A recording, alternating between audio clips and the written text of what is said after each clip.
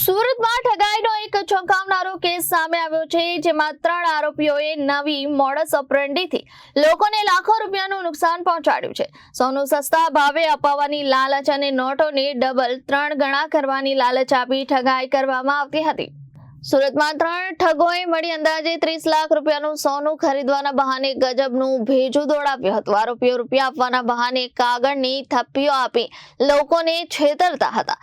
પોલીસે કાર્યવાહી દરમિયાન 3 આરોપીઓ પાસેથી અંદાજે 1 કરોડ રૂપિયાની નકલી નોટો જપ્ત કરી છે. આરોપીઓ સોનું સસ્તા રેટે આપવાની સાથે નોટોને ઓરિજિનલ જેવી બનાવી ડબલ કે 3 ગણી કરવાની લાલચ પણ આપતા હતા.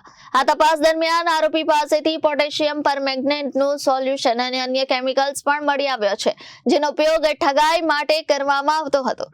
પ્રાથમિક તપાસમાં ખુલ્યું છે કે આરોપીઓએ ઔરંગાબાદમાં 7 લાખ રૂપિયાની ચીટિંગ કરી હતી અને મહારાષ્ટ્રના અન્ય વિસ્તારોમાં પણ આવી જ રીતે લોકોને શિકાર બનાવ્યા હતા.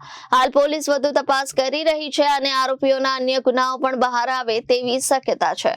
Reporter Arvind Rathod, Janadesh News, Surat.